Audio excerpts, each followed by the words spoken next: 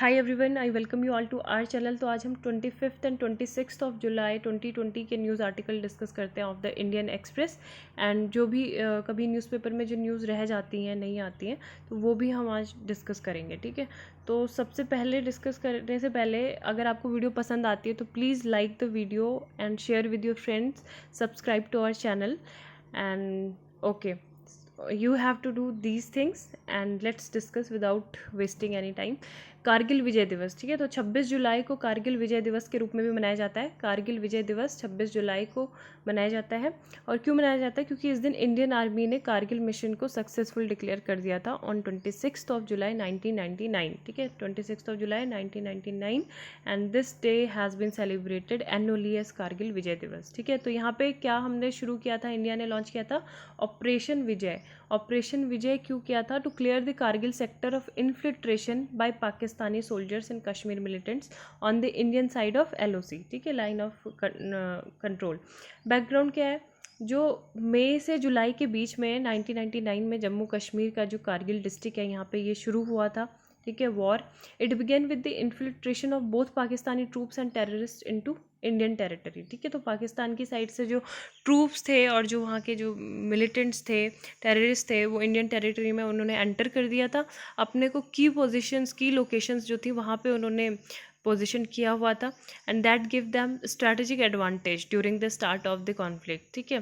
फिर उसके बाद सफ़ेद सागर भी हुआ था। सफ़ेद सागर जो है इंडियन एयरफोर्स का ऑपरेशन था, ठीक है। सफ़ेद सागर was the Indian Air Force operation was a major part of the Kargil war. It use air power, ठीक है। तो एयर पावर हमने यूज़ की थी at the height of 32,000 feet for the first time, ठीक है, 32,000 feet for the first time. यानी एक ऑपरेशन बद्र भी पता होना चाहिए, अगर मतलब आ जाए कि किसका है क्या है वो भी आप बताना। द गवर्नमेंट वो हमारा नहीं है, ठीक है, पाकिस्तान का है, मैंने ही बता दिया फिर कहीं कन्फ्यूज़ ना हो जाए। तो सबसे पहले देख लेते हैं जो इसके अलावा जो दूसरी न्यूज़ है, government sanctions permanent commission to women officers in Indian army, ठीक है। तो ये न्यूज़ क्योंकि अभी रिसेंटली अनाउंस किए तो बार बार न्यूज़पेपर में आ ही रही है, तो let's revise again. The ministry of defence has issued the formal government sanction letter for grant of permanent commission, ठीक है। तो अभी तक इंडियन आर्मी में क्या होता था, जो वुमेन ऑफिसर्स होती थी तो उनके लिए परमानेंट कमीशंस नहीं था, यानी कि वो शॉर्ट सर्विस कमीशन के तहत वो काम करती थी। शॉर्ट सर्विस कमीशन में क्या था कि ज़्यादा से ज़्यादा वो 10 साल तक सर्व कर पाएंगी या फिर उसको एक्सटेंड करके +4, ठीक है, 14 साल तक वो अपनी सर्विस दे सकती है। अब क्या होता है कि अब जैसे इंडियन आर्मी में आपको सर्विस देनी है तो आपको सारे जितने भी प्रिविलेजेस हैं गवर्नमेंट की साइड से, है ना, तो वो कब मिलेंगे? जब मतलब आप रिटायर हो जाते हो उसके बाद मिलती हैं पेंशन वगैरह।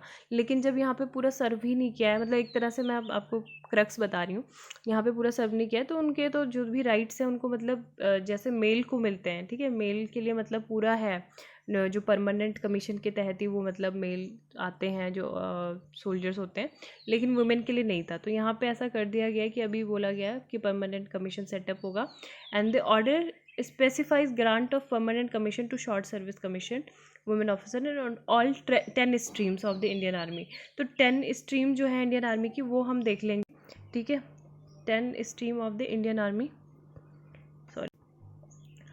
तो आर्मी एयर डिफेंस है, AAD, army air defence, signals engineers, army aviation, electronics and mechanical engineers, army service corps, army ordnance corps and intelligence corps, in addition to the existing streams of जज and advocate general, ठीक है। Advocate general और जो जजेस हैं and army educational corps है, ये 3 जो पोस्ट थी ये पहले से ही थी, ठीक है, JAG एंड AEC। बाकी की ये जो है ये सब में इंक्लूड होंगी 10 स्ट्रीम्स में।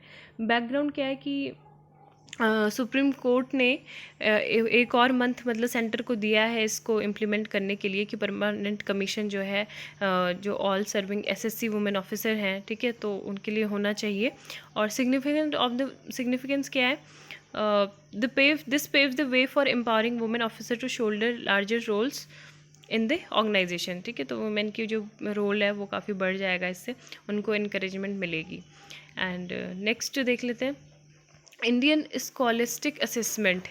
इसको क्या बोला जा रहा है? इंडसेट टेस्ट, ठीक है। इंडसेट टेस्ट जो है यूनियन HRD मिनिस्ट्री ने ये फर्स्ट एवर इंडसेट एग्ज़ाम कंडक्ट मतलब ये कराएंगे स्टडी इन इंडिया प्रोग्राम के तहत, स्टडी इन इंडिया। अब इसमें क्या होगा? INDSAT is an exam for grant of scholarship and admission, ठीक है। ये स्कॉलरशिप एंड एडमिशन प्रोवाइड करेगा किसको, जो फॉरेन स्टूडेंट यहाँ इंडिया में पढ़ना चाहते हैं, इंडियन स्टूडेंट यूनिवर्सिटी में वो अगर एडमिशन लेना चाहते हैं, स्कॉलरशिप चाहते हैं, तो उनके लिए ये इंडसेट एग्ज़ाम होगा, ठीक है। तो ये इंपॉर्टेंट है, स्टडी इन इंडिया प्रोग्राम के तहत ये है। देन चंद्रशेखर आज़ाद के बारे में हम क्यों पढ़ेंगे, क्योंकि इनकी 23 जुलाई को बर्थ एनिवर्सरी थी, ठीक है। 23 जुलाई बर्थ एनिवर्सरी। तो कहीं पे भी इनसे रिलेटेड एग्ज़ाम बहुत सारे जो भी होते हैं, मतलब क्वेश्चंस पूछे जाते हैं इनसे रिलेटेड, ठीक है, बहुत तरह के एग्ज़ाम्स में। तो देख लेते हैं what you need to know about Chandrashekhar Azad. तो इनकी जो जन्म था 23 जुलाई 1906 को अलीराजपुर डिस्ट्रिक्ट में हुआ था, जो प्रेजेंट डे मध्य प्रदेश में है, ठीक है।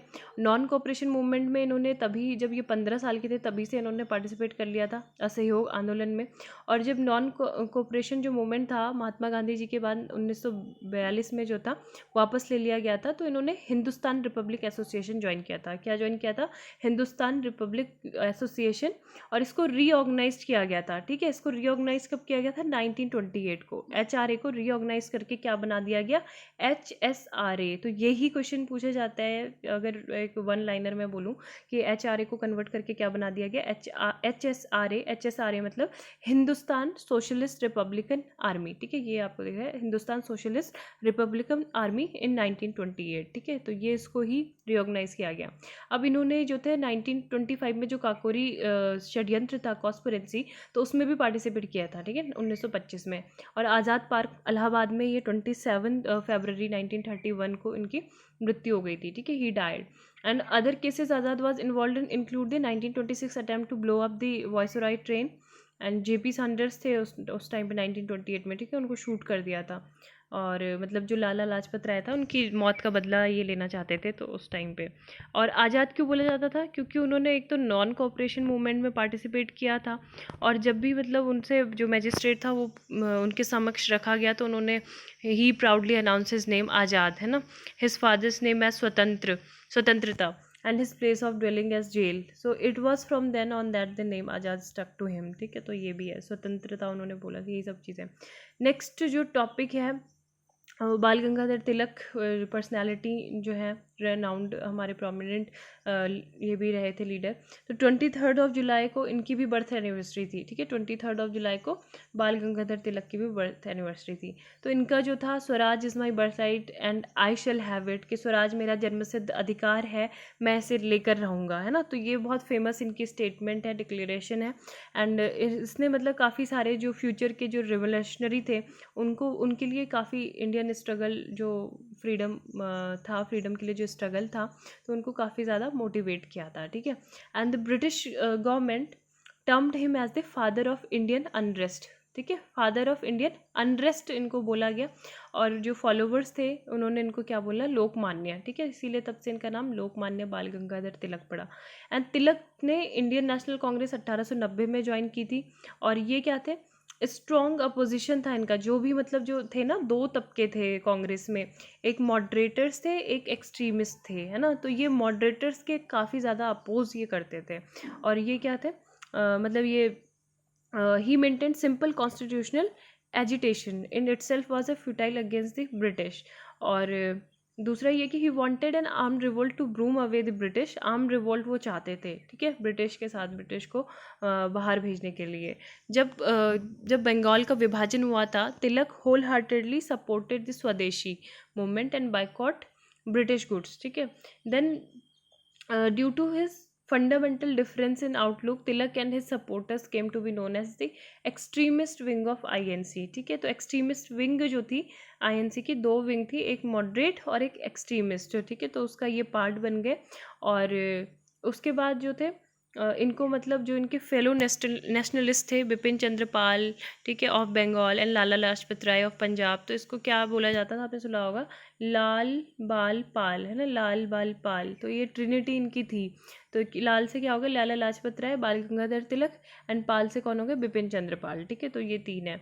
और दूसरा अगर हम इनके कुछ वो बात करें कि ग्रैंड सेलिब्रेशन कब से स्टार्ट हुई, जो गणेश चतुर्थी मनाई जाती है, शिवाजी जो जयंती है वो मनाई जाती है, तो तभी से मनाई जाती है। इन्होंने सबसे पहले ये स्टार्ट किए थे। और दूसरी चीज़ ये कि इनके जो कुछ न्यूज़पेपर भी थे, ठीक है, न्यूज़पेपर जैसे मराठा इंग्लिश में है, केसरी जो है मराठी में है, ठीक है, इसमें डिफरेंस पता होना चाहिए। नेशनलिस्टिक गोल्स के लिए इन्होंने 2 न्यूज़पेपर पब्लिश किए थे, जिसका नाम है मराठा जो इंग्लिश लैंग्वेज में है, ठीक है, एंड केसरी जो मराठी लैंग्वेज में है। मराठा मराठी लैंग्वेज में नहीं है, ठीक है, इंग्लिश लैंग्वेज में है, ये हमेशा याद रखना। एंड फैमिन रिलीफ फंड भी जो था वो भी स्टार्ट हुआ था यहाँ से। एजुकेशन तो वही है, Deccan education society created in 1884 and this society established the Fergusson college 1885 post secondary study. तो ये है, ठीक है, यहाँ पे इन्होंने मैथमेटिक्स भी पढ़ाई थी। नेक्स्ट जो न्यूज़ है वो देख लेते हैं। ये कल के न्यूज़पेपर में आई हुई थी news, pied cuckoo to be tracked, ठीक है, तो pied cuckoo to be tracked, तो ये बर्ड है, ठीक है, ये बर्ड के बारे में हम पहले देखेंगे, फिर इसको ट्रैक कैसे किया जा रहा है, किसके द्वारा किया जा रहा है, कौन सा प्रोग्राम है, ये भी हम देख लेंगे। तो it's a bird with black and white pied with a fancy crest on this head, ठीक है, ये क्रेस्ट इसको दिख रहा होगा, sorry, its scientific name is Clemeter jacobinus, ठीक है, it is found in Africa and Asia. There are 2 types of white cuckoos found in India, एक central and northern parts of India, ठीक है, जैसे वो चातक सुना होगा ना, तो नॉर्दर्न इंडिया में इसको चातक ही बोला जाता है मेनली, है ना। They are seen only from just before the monsoon to early winter and cuckoos that come to the Himalayan foothills are from Africa, ऐसा बिलीव किया जाता है। और इनके क्या है, हाई साइट फिडिलिटी है, that is they come back to the same location year after year. White cuckoos are also found in southern India में भी पाए जाते हैं, but those are resident birds and not migratory, ठीक है। the bird is primarily arboreal and arboreal है ये, which means that it mostly lives on trees, ठीक है। arboreal मतलब कि ये हमेशा ज़्यादातर पेड़ों में ही रहती है, and it is brood parasite, it lays its egg in nest that belong to the other birds, ठीक है, तो ये है। and it is one of the few species that come to India in summer और most of the migratory species come in winter, ठीक है। अब इसका अगर IUCN स्टेटस की बात करें तो लीस्ट कंसर्न में है, किस में है, लीस्ट कंसर्न में ये इसकी स्टेटस है। एंड रिसेंटली जो हमारा WII है, wild life institute of India, ठीक है, देहरादून बेस्ड जो ये है, तो इन्होंने डिसाइड किया है कि इसकी जो माइग्रेशन है of the pied cuckoo bird, jacobin cuckoo और चातक, तो इसको क्या करेंगे, टैगिंग की जाएगी, तो इसको मतलब इस बर्ड पे क्या लगाए जाएंगे, सैटेलाइट ट्रांसमीटर्स लगाए जाएंगे, ठीक है, सैटेलाइट ट्रांसमीटर्स लगाए जाएंगे। And this study will be conducted along with the IIRS, तो IIRS क्या है, Indian institute of remote sensing and the government of India's department of biotechnology, ठीक है। तो IIRS जो है, IIRS यानी कि Indian institute of remote sensing, ये एक कॉन्स्टिट्यूएंट यूनिट है इंडियन स्पेस रिसर्च ऑर्गेनाइजेशन की, ठीक है। इसका जो हेडक्वार्टर है वो देहरादून में है। की पॉइंट्स देख लेते हैं। फर्स्ट जो स्टडी होगी ये इस टाइप की, that seeks to trace and observe the migratory routes of the pied cuckoo. It aims to gather data and information on climate change and monsoon and it is known for its close association with the monsoon in India, ठीक है। तो यही चीज़ है। अब ये किस चीज़ का part है, it is a part of larger project called the IBIN। तो IBIN क्या है, Indian bio resource information network. Bio resource में क्या क्या आ जाते हैं आपके, रिसोर्स है ना, तो यानी कि बायो रिसोर्स में प्लांट आ गए, एनिमल आ गए, ठीक है, और जो भी दूसरे जो ऑर्गेनिज्म है बायोलॉजी से रिलेटेड, तो वो सारे इसमें आते हैं, ठीक है। तो Indian bio resource information network के अंतर्गत ये प्रोजेक्ट है जिसको फंड किया जाता है government of India, department of biotechnology, which aims to put relevant Indian bio resource information online, ठीक है। तो ये काफ़ी सारे इसके बेनिफिट भी हैं विच यू कैन रीड और take a screenshot of it. Next जो है यहाँ पे why Rosalind Franklin is relevant as ever. तो ये रोजालिंड फ्रैंकलिन के बारे में आया हुआ था एक आर्टिकल, तो ये क्यों मतलब इतनी ज़्यादा रिलेवेंट है आज के लिए, क्योंकि Franklin was one of the leading virologist. आपको पता है अभी कोरोना वायरस चल रहा है, एक वायरस है वो, है ना, तो अभी ये मतलब काफ़ी ज़्यादा मतलब इन्होंने अपने जो डबल हेलिक्स जो स्ट्रक्चर होता है तो उसके लिए जानी जाती थी, लेकिन इनका जो जितना भी कंट्रीब्यूशन था उसको एक्सेप्ट नहीं किया गया। इनके साथ के जो 3 कलीग थे उन्होंने मतलब क्या कर लिया, इनकी जो थ्योरी थी, जो भी एक्सपेरिमेंट था उसको चुरा लिया, और उनको क्या मिला था, फिर नोबेल प्राइज़ मिला था मेडिसिन के क्षेत्र में 1962 के अराउंड में, ठीक है। तो इनकी 37 ईयर की एज में ही डेथ भी हो गई थी, और सैटरडे यानी कि कल इनकी 100th बर्थ एनिवर्सरी थी। And since the death age 37 in 1958, the British scientist Rosalind Franklin has been remembered mostly as the wronged heroine of DNA, ठीक है, wronged heroine of DNA as a victim of male prejudice, deprived of the Nobel Prize, ठीक है, Nobel prize नहीं मिला। अब आपको पता है कि नोबेल प्राइज़ मृत्यु के बाद तो मिलता नहीं है, पोस्टमसली, है ना।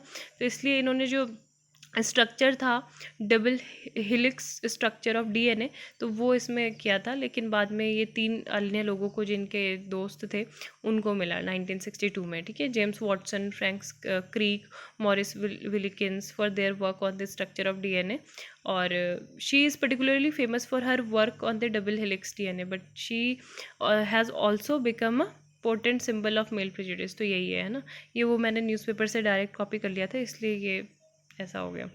नेक्स्ट जो है देख लेते हैं, यहाँ पे एक आर्टिकल है, इट्स टाइम इंडिया पेड रेप्रेशन, ठीक है। तो रेप्रेशन टू इट्स दलित, तो रेप्रेशन होता क्या है, रेप्रेशन मीन्स द एक ऐसी चीज़ जो आपने पास्ट में कुछ गलत किया उसको आप अब ठीक करें, मतलब क्षतिपूर्ति, है ना, the action of repairing something, ठीक है, विच हैज़ बीन, मतलब कुछ रॉन्गफुली आपने किया है तो उसको रिपेयर करना, क्षतिपूर्ति करना।